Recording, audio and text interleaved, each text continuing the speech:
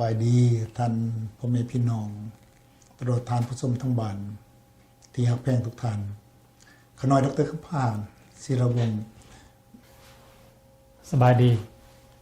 พ่อแม่พี่น้องที่ฮักแพงทั้งหลายผู้ข้าชื่อว่าดรธรรมวรรณรินทร์แสดงว่าวันต้านกับสิ่งที่ว่าแ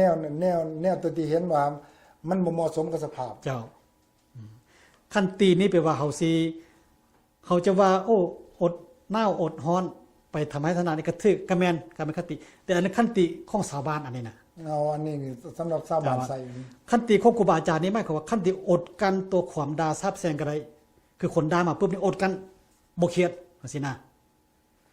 หรือว่าอดกันตัวสิ่งที่ยั่วยวนข้อจิตใจคล้ายๆเขาเคยกินอาหารแซ่บเฮ็ดแล้วน้ำลายจะโยดจังซี่นะอดมื้อนี้บ่กินจังซี่นะคือความอดทนอันนี้มันขั้นตีหมดเลยอดบ่กินเห็นเนี่ยแล้วจะไปสู้กับบ่แม่นบ่ไม่เขาอดบ่กินว่าแม่นอดสิ่งที่เขาเคยยากอดสิ่งที่เคยเฮ็ดอดสิ่งที่เคยกระทำมานั่นหมายความว่าสิ่งที่มันบ่ดีบ่งามมันเขาค่อยตัดออกไปซะฉะนั้นมันสิบ่ไกลกันบ่กับคำว่าสันโดษหมายความว่ามีความทะเยอทะยานอยากในสิ่งที่ตัวนั้นตัวนี้ถ้าว่าบ่มีความสันโดษในตนเองแน่นี่นั่น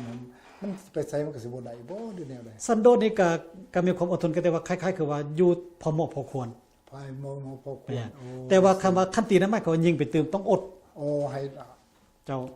ให้อยู่ในเขตที่ว่าเหมาะสมเจ้าก็ยิงไปเติมสันโดษหมายความว่ามีก็กินบ่มีก็กินแล้วก็แล้วบ่คนควายมันซะสันโดษนะแต่อดทนนี้มันเกี่ยวกับจิตใจร้ายกว่าเลยจิตจะหมายความว่าความฮักความสั่งความมักจังซี่นะอันนี้มันต้องได้บังคับเด้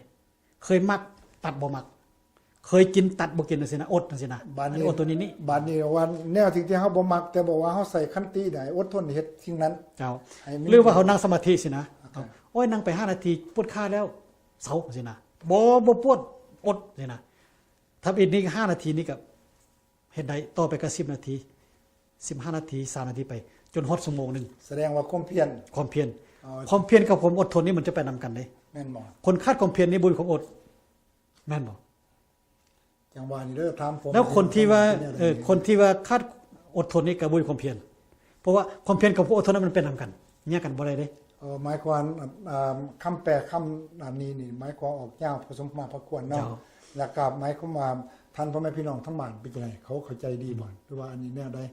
แล้วก็ลองฟังไปเลยเพิ่นว่าถ้าหากว่านึงเทื่อนี่ของดีนี่ก็บ่เข้าหูไว้ปานใด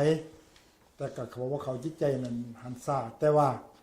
ความพยายามขันติคือเพิ่นเว้ามานี่นั่นก็สิช่วยให้ท่านพ่อแม่พี่น้องนี่เขาเข้าใจนั้นตื่มเพิ่นว่าน้ำซึมทรายนี่ก็สามารถที่จะชนะได้แม่นบ่แล้ว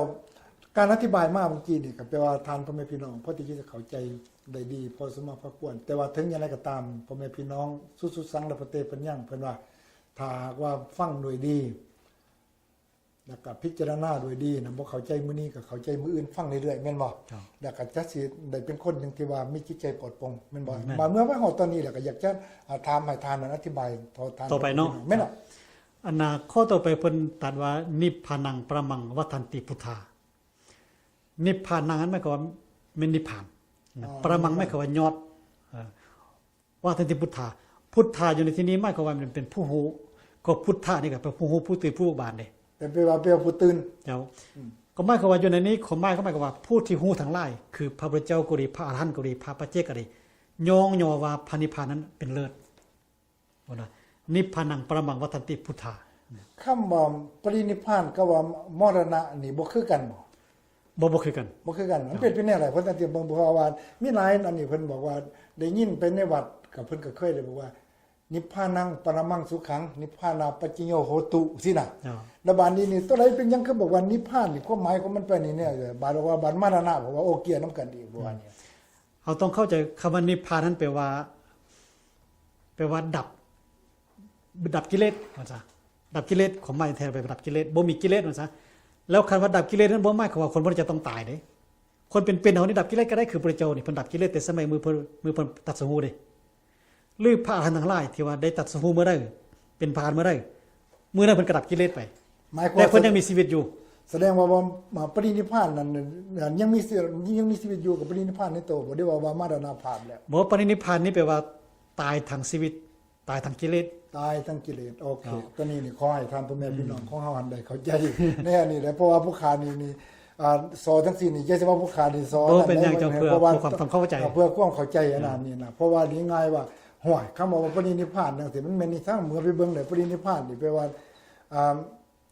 นิพพานะแปลว่าวันดับไปเลยนะแม่นบ่เนี่ยเนาะนิระแปลว่าหายไปแม่นบ่ในภาษาปาลีแม่นบ่ บ่จักให้บ่จักกับว่าคำถามที่ญาติถามบ่ค้านของคำว่ามรณะกับนิพพานต่างกันจังได๋จัง โอเค นิพพานนั้นแปลว่าดับกิเลสว่าซะคันถ้าว่าพระอรหันต์ผู้ที่ดับกิเลสตายเห็นก็เพิ่นน้องปรินิพพาน ปรินิพพานโอเค นิพพานนี้หมายความว่าดับก็แม่นคำว่าปรินิพพานหมายความว่าดับหมด ดับหอบ รับหอบเบิดแม่นหมายความ ดับ ชีวิ ทาง ตก็ กาย ดับทางกิเลสดับทางชีวิต ดับหมด โอเค เพิ่นน้องปรินิพพาน